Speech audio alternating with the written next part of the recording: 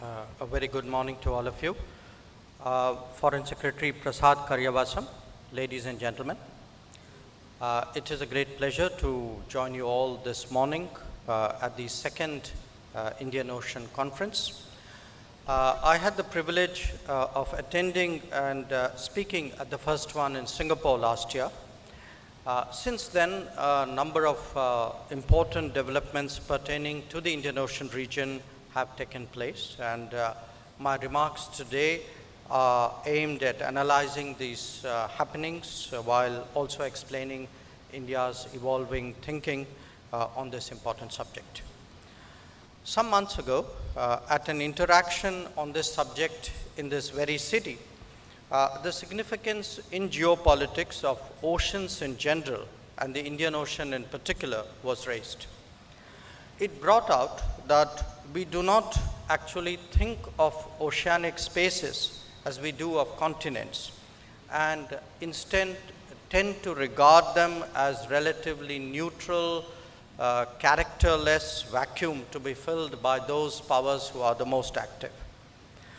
The granular complexity that a large landmass would present doesn't automatically extend to an equally substantial maritime space.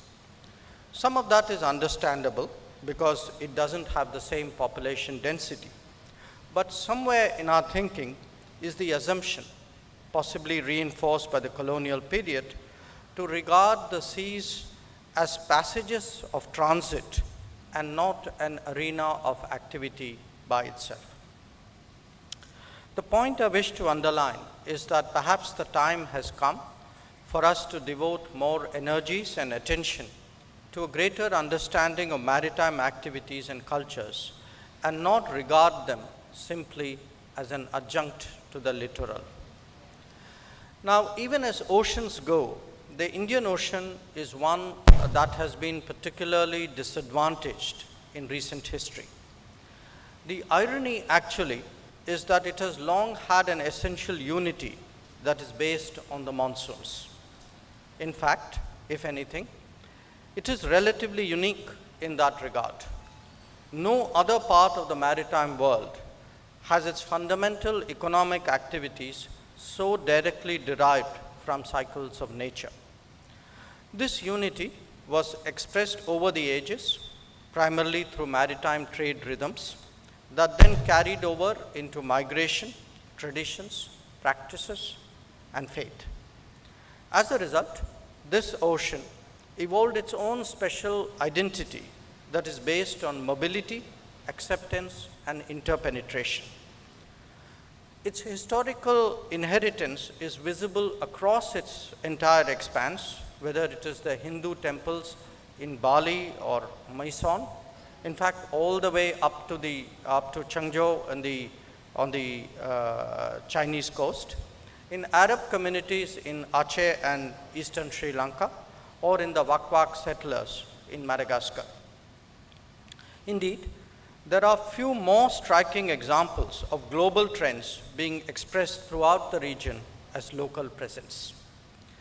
Remnants of influence after so many centuries only give us a partial sense of the intensity and the vibrancy of what must have been one of the most active economic highways across its enormous geography. That they still tell their tale testifies to the fact that the overall ethos of the Indian Ocean was one of coexistence and adjustment, where respect for diversity was intrinsic to the promotion of trade. Yesterday, Minister Vivian Balakrishnan highlighted these aspects of the Indian Ocean history, and Prime Minister Ranil Wickremesinghe suggested that it is the ocean's future as well. If we are to revive a sharper sense of its identity, it is important to appreciate and foster this multi-chromatic picture of the Indian Ocean.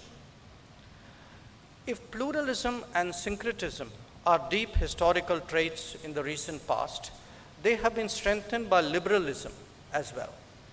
When we stop and think about it, the Indian Ocean is the most populous English-speaking lake in the world, larger than the Atlantic.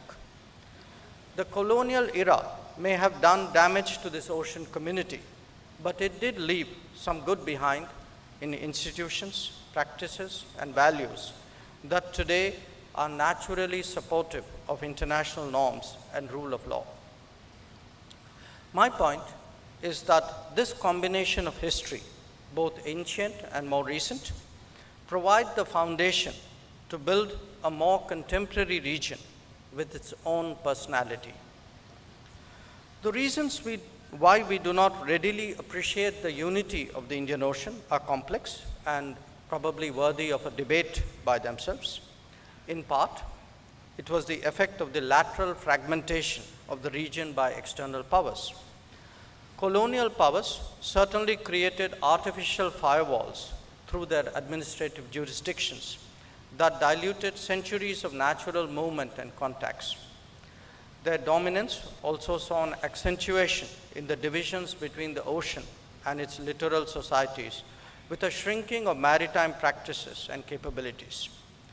As these inherent traditions of seafaring diminished due to the pressures of European presence, we were left with a less active visualization of this vast global commons. Decolonization and emergence of modern nation states, again, put such a strong emphasis on territoriality that it further reduced the salience of regional and trans-regional cooperation and flows. The Indian Ocean was thus seen as less intrinsically coherent than, say, the Atlantic or the Pacific, and that goes for its constituents as well. So when we look at the Bay of Bengal or the Arabian Sea, we don't deem it to have the kind of culture that we would attribute to the Mediterranean, the Caribbean, or even the North Sea.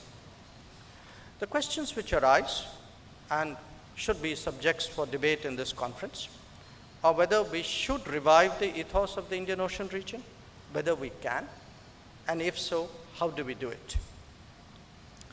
The case for investing more effort into the revival of the identity and the community of the Indian Ocean is now gathering greater support and interest.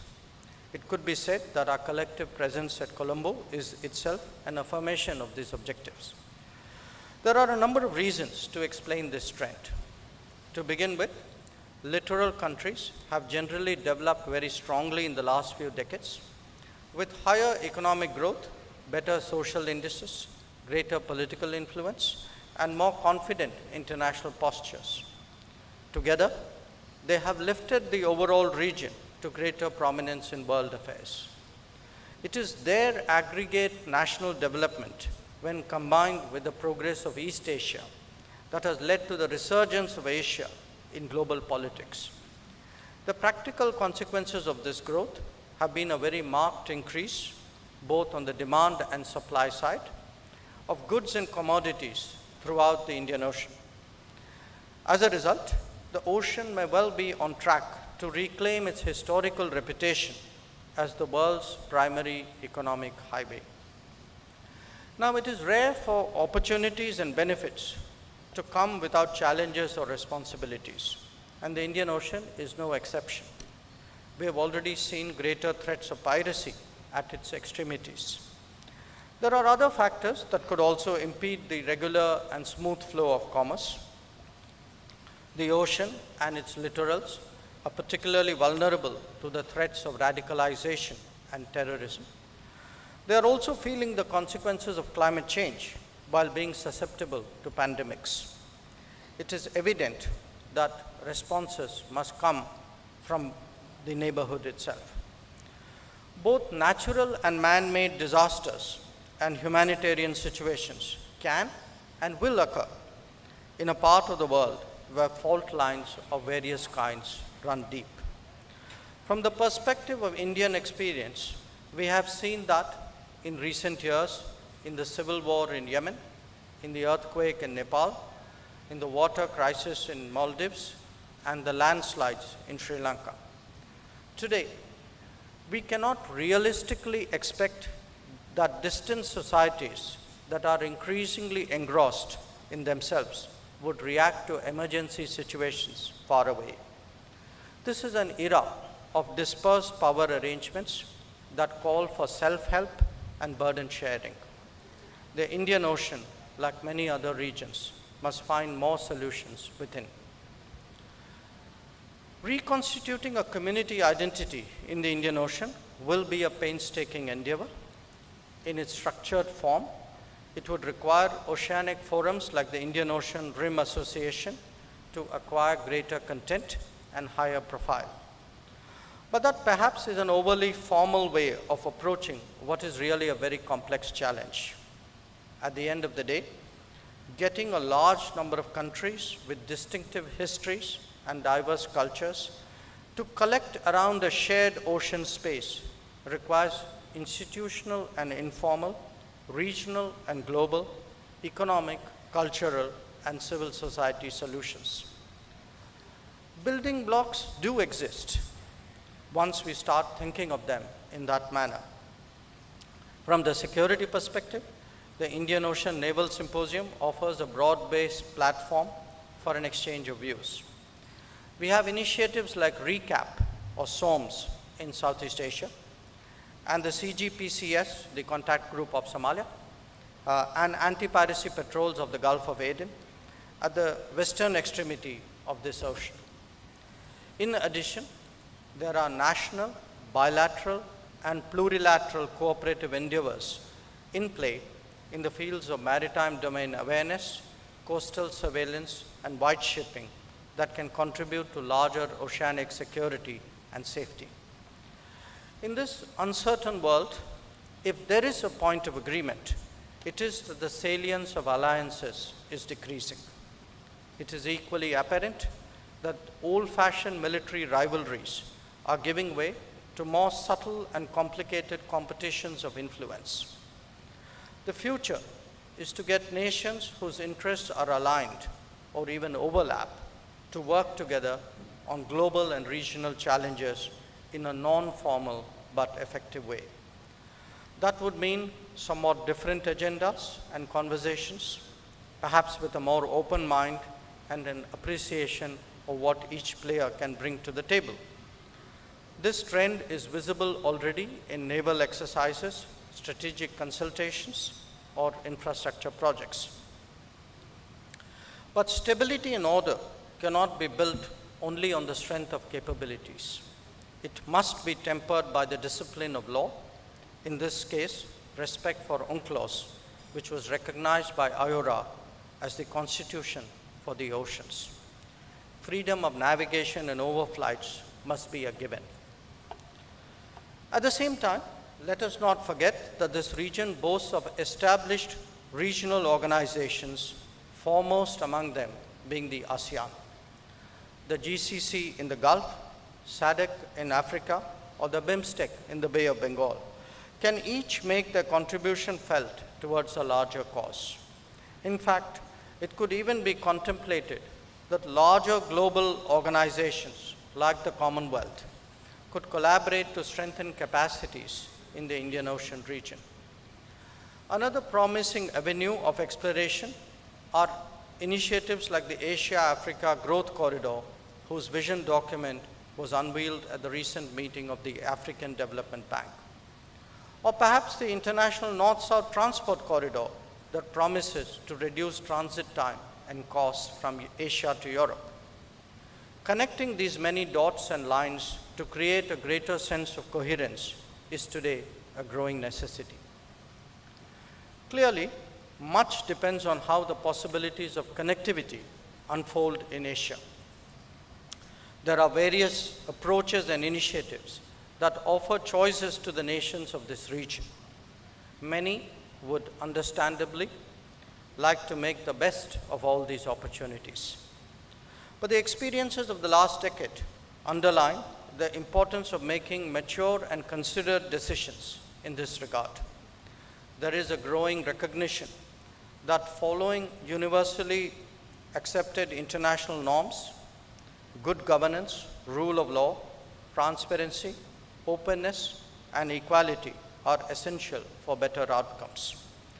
Even more critical is observing principles of financial responsibility, ensuring transfer of technology, and promoting a sense of local ownership. The ethos of the Indian Ocean is a consultative one, and in the long run, it is the people-centric initiatives and projects that are likely to be more sustainable.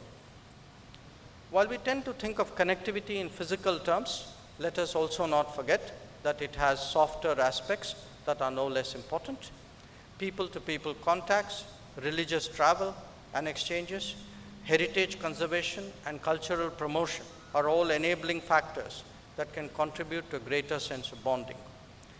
It is therefore essential that we approach the connectivity challenge with a holistic perspective, community-centered and not transactional, that has the purpose of common good as its primary driving force. India's particular contribution to the prospects of the Indian Ocean region were spelled out in detail by the External Affairs Minister yesterday. I would categorize them into 4 broad themes. 1, hinterland linkages and strengthening regionalism. 2, maritime contributions and support.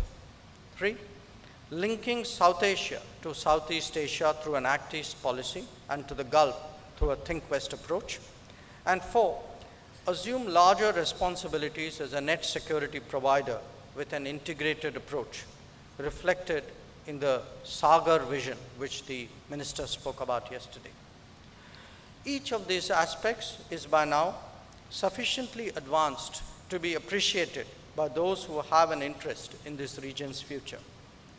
I would particularly emphasize that India is today devoting greater resources and energy and assigning greater priority to building connectivity, contacts, and cooperation, which is at the heart of its neighborhood first policy. This is evident in progress in areas like power generation and transmission, rail and road transport, port and waterways transport, and in educational and health exchanges with virtually all its neighbors. In parallel, we have endeavored to ensure the safety and security of maritime traffic through the ocean by strengthening skills and logistics of our southern neighbors like Sri Lanka, Maldives, Mauritius, and Seychelles. In this context, let me also emphasize that states with necessary capabilities have an obligation to ensure that smaller nations are made more secure through EEZ surveillance and that their full rights are established through hydrographic cooperation. We will be guided by the development and security priorities of our partners, and our approach will focus on the big picture rather than be driven by narrow reciprocal considerations. No analysis of the Indian Ocean could be complete without capturing the developments on its extremities, be they the eastern coast of Africa or the Pacific Islands. The holding of the Pacific Islands summits in India and the enhancement of our engagement and development projects there is as important as our shared goal with them of climate justice.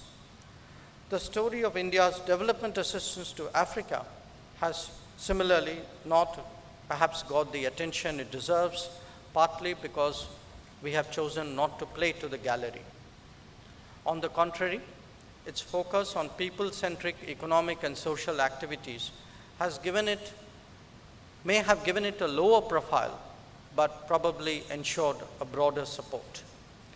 In the last few years alone, projects financed and built by India span a wide range of sectors across the African geography. They include water projects from Tanzania to Sierra Leone, hydel and thermal power plants in Congo and Zambia and Sudan, rural electricity networks in Mozambique and Gambia, sugar factories in Malawi and Ethiopia, and IT projects and vocational training centers across the continent.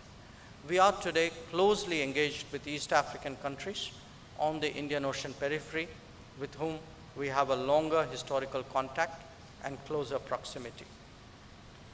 A few words about the IORA. In 2011, we had proposed at the 11th Council of Ministers meeting at Bengaluru that IORA cooperation focus on maritime safety and security, trade and investment facilitation, fisheries management, disaster risk management, academics and S&T, and tourism and cultural exchange. Our focus currently is to ensure that initiatives announced at the Bali Council of Ministers meeting in 2016 are expeditiously implemented. 5 of them, the Blue Economy Dialogue, the Indian Ocean Seminar, the International Relations Conference, the SME Workshop, and the initiative to set up a Center for Medicinal Plants have progressed. Plans are underway to deliver on commitments on water, science and technology, water security and sustainability, women's entrepreneurship, innovation, maritime safety, media exchanges, and renewable energy. The Indian Ocean is about people, culture, and commerce. Appreciating its complex texture and intricate nuances is essential to nurture its growth and resurgence. It must be approached with empathy, not as a business. It must be treated as a partner, not as an arena. The goal must be interdependence, not dominance. An authoritative account of this region noted that while monsoons may no longer dictate when and where ships can travel, yet its rhythms still pervade the lives of billions of people. The Indian Ocean is renewing its status as a zone of encounters and a crossroads of culture. The time is approaching for it to come back onto its own. Thank you very much.